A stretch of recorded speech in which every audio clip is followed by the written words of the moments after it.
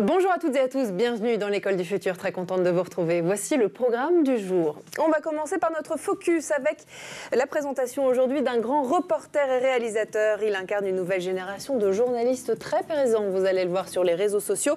Charles Villa est notre influenceur du jour. Et puis elle a une idée derrière la tech, elle s'appelle Lisa de Bernard et elle est de retour parmi nous aussi. Bonjour Lisa. Bonjour Philippine. Votre chronique, de quoi vous allez nous parler aujourd'hui? Eh bien aujourd'hui je vais vous parler de Google qui a développé un assistant d'intelligence artificielle qui prend des rendez-vous à la place des utilisateurs. Oh là là, on voit ça avec vous dans un instant. Et puis notre autre sujet du jour, on va mettre les projecteurs sur les compétences psychosociales, ce qu'on appelle aussi les soft skills. On va essayer de comprendre pourquoi on parle de plus en plus de la gestion des émotions, de la confiance en soi ou encore de la capacité à travailler en équipe, parce qu'elles semblent, ces compétences, avoir un rôle déterminant dans la réussite scolaire et bien au-delà.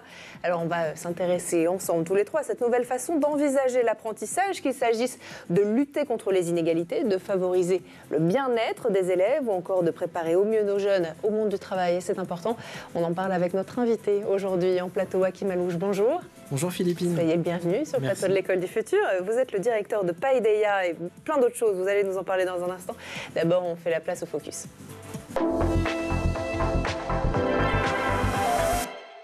On commence donc par vous présenter un journaliste, un reporter de guerre et réalisateur. Charles Villa couvre l'actualité depuis quelques années à travers le monde et par ses reportages, il raconte en images les zones les plus à risque. Sur YouTube, il propose une véritable immersion au cœur de l'information. Il est notre influenceur du jour, présenté aujourd'hui par Dylan Kohler. Dans un monde où l'information est souvent fragmentée, rares sont les hommes qui tentent d'explorer les vérités en racontant des histoires qui ont du sens.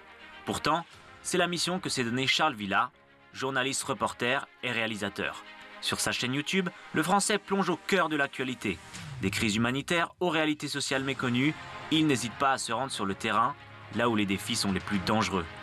Syrie, Mexique, Ukraine, Congo, une immersion totale dans des vies marquées par un environnement à risque.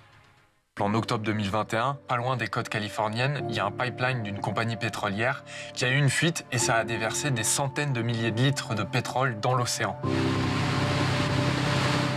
Le 15 janvier dernier, au Pérou, il y a des milliers de barils de pétrole qui ont aussi fini dans le Pacifique. Bref, je ne vais pas le faire ici parce que je pourrais continuer cette liste pendant longtemps, mais ces marées noires, elles ont un impact catastrophique sur les écosystèmes sous-marins. Charles n'est pas de ceux qui se contentent de relater des faits. Lui, il préfère les vivre, en interrogeant des victimes de conflits ou en rencontrant des acteurs de changement. Il nous entraîne ainsi dans ses reportages aussi bien informatifs que profondément humains. Aujourd'hui, près de 640 000 personnes le suivent avec passion et intérêt, créant un véritable dialogue autour de ses vidéos. Selon lui, chaque chiffre et chaque fait cache une quantité d'histoires humaines qui méritent d'être entendues.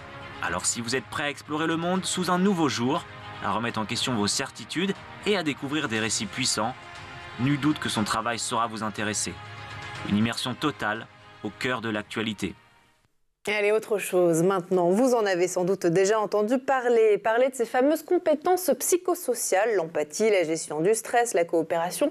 Mais alors comment on fait concrètement pour les développer chez nos ados, chez nos jeunes? Parce que dans un contexte français où les inégalités sociales s'invitent trop souvent à l'école, certains acteurs ont décidé de prendre les choses en main. Leur objectif, vous allez le voir, c'est d'accompagner les élèves dans la construction de leurs projets d'orientation, par exemple, améliorer le climat scolaire et apporter un peu plus d'égalité des chances dans notre système. C'est ce que fait, entre autres, notre invité et on en parle avec lui tout de suite dans la première partie du talk. Et on démarre avec vous, Hakim Alouche. Alors, je le disais en introduction, justement, vous travaillez en tant que directeur chez Paideia, mais en fait, ça a un nom un peu plus long. Oui, c'est un fonds de dotation qui s'appelle Éric Tessonnière Paideia. Et le fonds de dotation développe un programme qui s'appelle tout simplement Paideia. Alors, expliquez-nous justement ce que vous faites au sein de ce fonds de dotation. Le fonds de dotation a pour objectif de contribuer à la réduction des inégalités socio-scolaires. Vous l'avez dit en introduction, la France est tristement célèbre d'ailleurs pour le niveau de ces inégalités. Et par conséquent, on a décidé de s'attaquer au sujet en accompagnant l'éducation nationale, en développant des partenariats avec les lycées qui relèvent de l'éducation prioritaire et en essayant d'apporter ce qu'aujourd'hui notre système éducatif peut-être a le plus besoin. Et alors ça, vous en avez en tout cas la conviction, ça passe notamment par l'apport de compétences psychosociales dans l'éducation. Oui, Non, votre volonté, votre envie. Notre volonté, c'est évidemment de développer l'approche par compétences au sein du lycée. Et dans cette approche par compétences, il y a évidemment toute une partie qui relève et concerne des compétences psychosociales. Compétences psychosociales, alors justement, les données de l'OCDE, de l'Observatoire aussi des inégalités, indiquent que les origines sociales pèsent énormément sur le parcours scolaire en France. Des dispositifs aujourd'hui existent, mais ils semblent toucher surtout des élèves qui sont déjà performants, en fait, qui marchent bien à l'école, qui sont bons élèves. Comment vous pensez justement que le travail sur ces compétences psychosociales, qu'on appelle aussi CPS, puisse concrètement atténuer ces inégalités de niveau entre les différents élèves, en tout cas les élèves les plus défavorisés et ceux qui viennent de milieux plus favorisés? Lorsqu'on parle de CPS, très concrètement, c'est la gestion du stress, c'est la notion de persévérance, c'est outiller les élèves à surmonter leurs difficultés, les obstacles. C'est aussi savoir travailler en équipe, faire preuve de pensée critique. Donc on voit bien, lorsqu'on détaille un petit peu le sujet, que ce sont autant d'éléments qui permettent à un élève finalement de mieux se sentir au lycée, par exemple, ou à l'école, et puis s'inscrire dans une démarche d'apprentissage qui soit confiante et sur le long terme. Alors comment vous voyez justement dans vos expérimentations l'impact d'un programme de développement des CPS au quotidien auprès des lycéens? Qu'est-ce que vous constatez? Nous avons développé plusieurs choses au sein de Paideia. Il y a d'une part Naboo, je pense qu'on en discutera dans quelques instants. On a également développé des ateliers de pensée critique qui permettent de mettre en œuvre ces compétences psychosociales. Et d'une manière très concrète, on voit une qualité d'écoute qui est améliorée au sein des élèves. On voit aussi une capacité à discuter de sujets difficiles. On voit aussi de la persévérance qui augmente, des élèves qui tentent plusieurs fois de faire un même exercice, qui essayent de comprendre. Et puis surtout, je crois que l'élément fondamental que nous avons pu observer, c'est que les élèves retrouvent un certain sens à l'apprentissage et au savoir. Il ne s'agit plus juste de faire des exercices, d'avoir des bonnes notes, mais il s'agit vraiment de comprendre des choses pour se transformer. Donner du sens, on va en parler effectivement avec vous dans un instant. D'abord, quel changement concret vous voyez aussi auprès des élèves? Est-ce qu'il y a un sujet sur la confiance en eux et la confiance dans l'autre aussi? On en a parlé récemment avec Vers le haut, qui est un think tank que vous connaissez peut-être, sur un baromètre sur la confiance des jeunes. Est-ce que ce sujet de confiance en soi, de confiance en l'adulte aussi, qui transmet le savoir, quelque part, ça a un impact sur leur apprentissage et sur la réduction des inégalités? Absolument. Dans l'approche que nous mettons en place, l'idée, c'est de partir d'une présomption de compétence. C'est-à-dire que quand l'élève arrive en classe de seconde, on se dit qu'il sait faire des choses. Et au travers de l'outil et du dispositif, on essaye de détecter ce qu'il sait faire bien, et puis ce qu'il doit évidemment apprendre. Et ça change tout, parce que du coup, l'élève, souvent, parfois, il peut se trimballer quelques stéréotypes du type « je suis nul en maths, j'y arriverai pas, c'est pas fait pour moi » ou « je suis plutôt un littéraire plutôt qu'un scientifique ». Enfin, des espèces de distinctions qui n'ont pas vraiment de sens. Et au travers, justement, d'un travail sur les CPS, on permet d'avoir un petit peu plus de réflexivité, de distance par rapport à ces stéréotypes, de les analyser et du coup de les résorber. Alors, vous avez parlé il y a quelques minutes seulement de Naboo, qui est une application éducative développée dans le cadre de ce fonds de dotation de Paideia. Elle permettrait, si j'ai bien compris, mais vous allez nous expliquer ça, d'évaluer et de suivre les compétences psychosociales et transversales de l'élève. Est-ce que vous voulez bien nous expliquer son fonctionnement à Naboo? Avec plaisir. Naboo repose sur une expérimentation. On a travaillé pendant plusieurs années avec des enseignants de l'éducation nationale. On a aussi regardé l'ensemble des programmes officiels de l'éducation nationale. On a pris aussi une part importante d'attention sur les usages professionnels des enseignants. Et en synthétisant l'ensemble de ces informations, on a pu établir un référentiel des compétences du lycée, compétences transversales. Et dans ces compétences, vous avez les CPS, la méthodologie, mais aussi des opérations intellectuelles. Et au travers de ce référentiel, on a développé un outil numérique qui permet à la fois de les détecter, de les diagnostiquer, de savoir où l'élève se situe par rapport à l'ensemble de ses compétences. Et ensuite, de donner cette information immédiate à l'élève, de lui dire voilà ce que tu sais faire, voilà les sujets sur lesquels tu peux progresser. Et puis évidemment, de donner cette information à l'enseignant et ensuite, derrière, de déclencher un véritable processus de progression et d'apprentissage. Donc ça veut dire qu'aujourd'hui, l'enseignant il a accès à ces informations, c'est-à-dire au suivi des compétences psychosociales des élèves, et en fonction du niveau que chaque élève a dans ses compétences, on lui donne des indicateurs sur ce qu'il reste encore à travailler.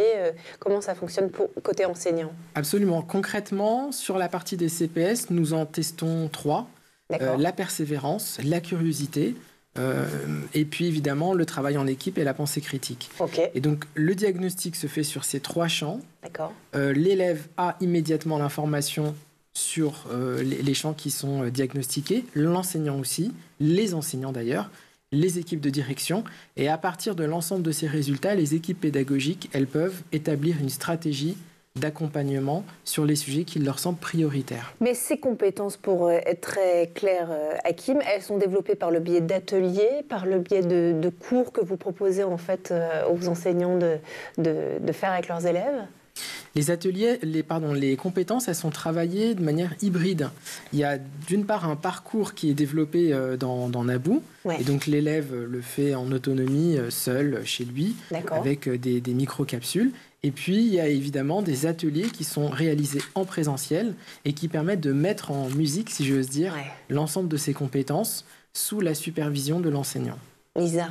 Moi, je m'interroge sur les compétences. Est-ce qu'il y en a spécifiquement où vous avez constaté un espèce de retard, c'est-à-dire beaucoup d'élèves ont cette compétence à développer, ou est-ce qu'au contraire, il y a des compétences qui sont acquises plus facilement? Ça dépend vraiment de l'élève, ça dépend aussi des établissements, ça dépend des territoires.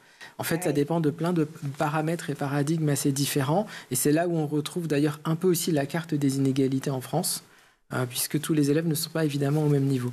La promesse, que nous formulons, c'est qu'il y a cette hétérogénéité de départ.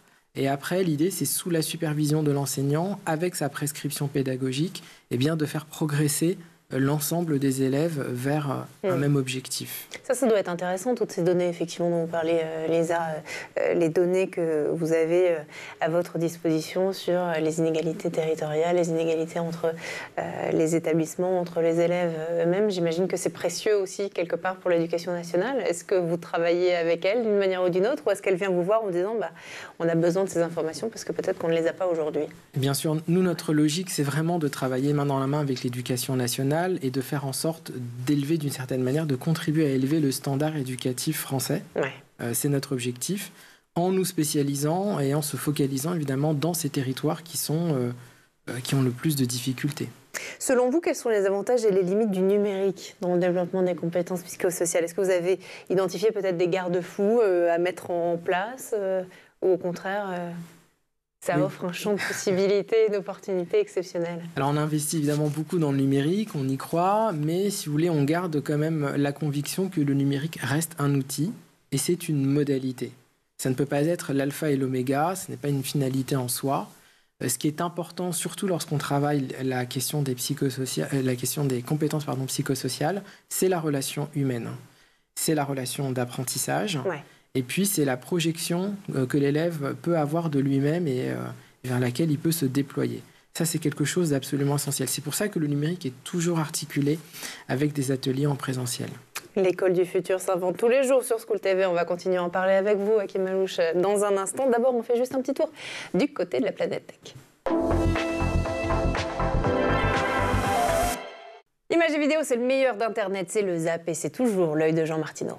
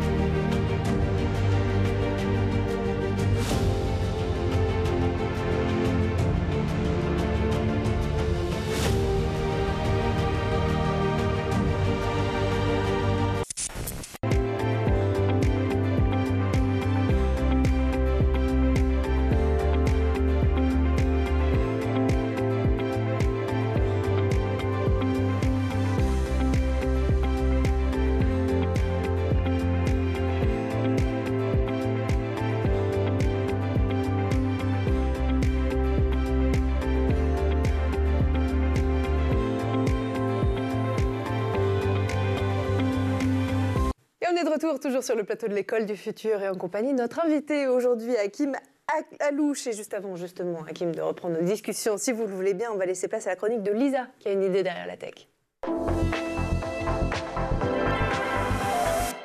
Lisa, avec vous aujourd'hui, on a tous déjà repoussé, c'est vrai, un appel pour prendre un rendez-vous chez le coiffeur ou réserver une table au restaurant, trop d'attente, trop fastidieux ou juste phobique du téléphone. Eh bien, Google a peut-être trouvé la solution pour nous. Un assistant, mesdames et messieurs, qui passe les appels à votre place. Alors ça, c'est absolument révolutionnaire, ça semble futuriste aussi, mais c'est déjà une réalité, c'est une bonne nouvelle. Révolution ou gadget, c'est la question, j'ai envie de vous la poser. Lisa, on en parle tout de suite avec vous. Et oui, Google vient de lancer Demande pour moi, une fonctionnalité qui permet, avec un assistant vocal, d'appeler directement un commerçant à votre place pour demander des informations telles que les tarifs ou encore les disponibilités. L'IA s'occupe de tout pour vous. En revanche, cette fonctionnalité qui est toujours en phase d'expérimentation est assez limitée puisque cela ne concerne que les garages ou les salons de manucure. Donc, ça n'est pas encore une intelligence artificielle qui gère déjà tous nos rendez-vous du quotidien. Non, pas encore. Google a choisi de commencer avec ces deux secteurs parce qu'ils nécessitent souvent une prise de rendez-vous par téléphone puisque les commerçants n'ont pas toujours de plateforme en ligne pour le faire. Alors, avec Demande-moi, l'IA passe l'appel pour vous, discute avec la personne au bout du fil grâce aux informations qu'elle aura obtenues préalablement auprès de l'utilisateur en lui posant une série de questions. Puis, au besoin, elle confirme le rendez-vous pour vous. Alors, est-ce que cette intelligence artificielle, elle se contente d'envoyer un message automatique ou est-ce qu'elle parle vraiment comme un humain, comme nous ? Eh bien, c'est là que ça devient intéressant. En fait, elle utilise une technologie de Google qui existe déjà depuis quelques années, Google Duplex, qui imite le langage humain avec des pauses, des hésitations naturelles et même quelques petits E pour paraître plus fluide.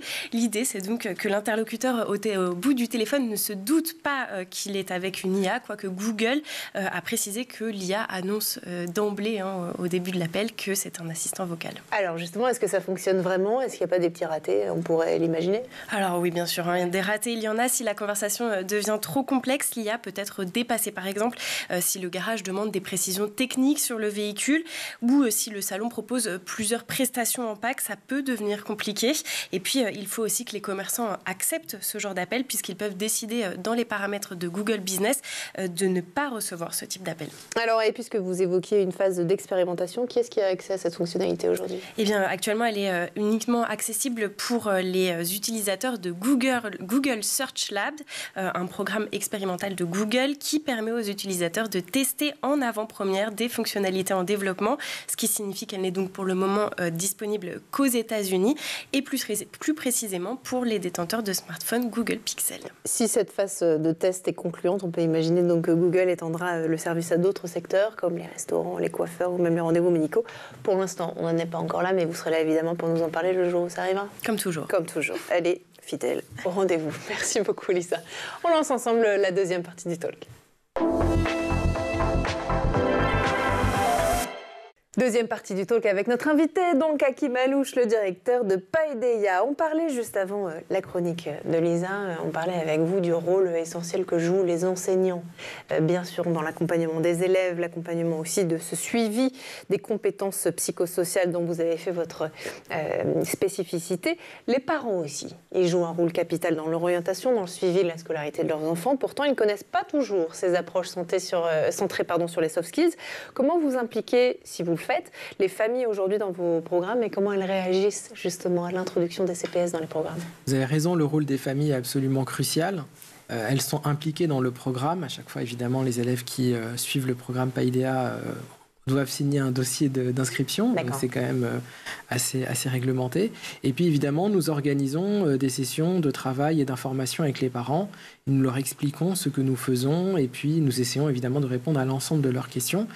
Mais je crois que sur le point des parents, il ne faudrait pas qu'on inverse les rôles, c'est-à-dire c'est à nous d'informer, d'expliquer aux parents. Les parents en général ont un retour très positif, souhaitent évidemment le meilleur pour leurs enfants, mais ne savent pas trop comment faire. Et puis évidemment, ce n'est pas leur rôle d'être à jour des dernières avancées technologiques, pédagogiques, etc. Bien sûr, parce qu'on peut comprendre aussi la crainte de certains parents qui pourraient être légitimes de dire, mais en fait, je voudrais que mon enfant il se concentre sur des compétences plus techniques, quelque part, sur les mathématiques, le français, etc., plus que sur la créativité, l'innovation ou l'esprit d'équipe. Vous avez raison, mais dès qu'on leur dit, nous dans les CPS, on travaille la question de la persévérance, la question de la gestion de son stress, la question aussi du travail en équipe, etc., les parents comprennent tout de suite que c'est extrêmement lié, évidemment, à un apprentissage plus ordinaire. Bien sûr. Vous avez mentionné aussi avoir déployé tout un programme CPS pour combattre l'inégalité des chances, améliorer donc l'environnement éducatif, notamment, vous m'en parliez à la pause, dans la ruralité. Ça, c'est un sujet qui vous tient à cœur aussi et sur lequel vous êtes particulièrement actif. Oui, on a commencé en fait le travail il y a 5 ans en se disant que les inégalités, elles ne touchent pas tous les territoires de la même manière et certains sont beaucoup plus impactés, plus fortement parce que ces territoires sont en marge du développement social et économique et que c'était là où il fallait qu'on apporte le plus de soutien. Alors on est très heureux d'avoir développé le prototype avec une équipe formidable, d'ailleurs je les salue, en Haute-Saône, dans la région de la Franche-Comté. Qu'est-ce que vous faites précisément là-bas alors ? Qu'est-ce qui change en tout cas dans cette ruralité par rapport à Paris par exemple ? Il y a beaucoup de choses qui vont changer. L'accès aux ressources, évidemment aux ressources culturelles, les moyens aussi financiers, le transport. Par exemple, il y a un quart de ramassage scolaire dans l'un des lycées où on intervient qui passe à 17h30, donc ça veut dire 17h fin des cours. Et donc ça veut dire que sur le créneau 17-18, vous ne pouvez pas faire de cours, ce qui fait que vous avez tout un agenda hebdomadaire qui est contracté. Enfin voilà, ce sont des petites choses qui font qu'à un moment donné, les conditions matérielles sont un peu plus compliquées qu'ailleurs. Il convient donc effectivement de s'adapter. Alors vous avez lancé des phases d'expérimentation dans quelques lycées qui impliquent désormais de plus en plus d'enseignants et d'élèves.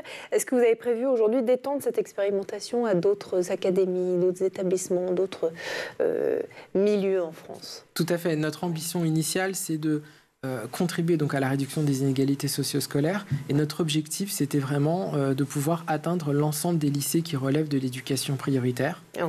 Alors c'est compliqué parce qu'aujourd'hui, il n'y a pas de catégorisation de l'éducation prioritaire pour les lycées. Pour le collège, il y a les REP, REP+, etc. Mais d'après nos estimations, ça concernerait entre 250 et 300 lycées en France. Et si on arrive à avoir cet investissement très ciblé sur ces établissements et ces territoires, on peut, je pense, contribuer à améliorer un peu les choses.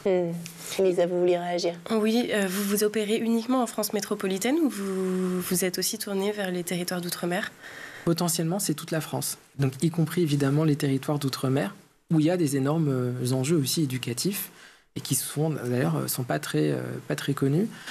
Dans la communauté d'enseignants avec laquelle nous travaillons, de manière très, très élargie, vous avez évidemment les hexagonaux, et puis il y a aussi des Guadeloupéens avec lesquels nous travaillons. Donc c'est vraiment quelque chose que nous avons conceptualisé dès le début, parce qu'il y a aussi des problématiques qui sont propres à l'outre-mer. Il y a aussi de la ruralité à l'intérieur de l'outre-mer, insularité et ruralité, enfin bon. Voilà, les situations sont assez complexes. Des questions, très justement, Lisa le disait aussi, d'accès à l'éducation, d'inégalité territoriale au sein de ces territoires. Et effectivement, il y a du boulot, comme on dit, j'imagine, pour vous aussi. Alors, j'ai vu aussi que vous travaillez avec des partenaires culturels, comme le Louvre, la Réunion des musées nationaux ou encore le musée des Beaux-Arts de Besançon. Qu'est-ce que vous faites avec ces institutions ?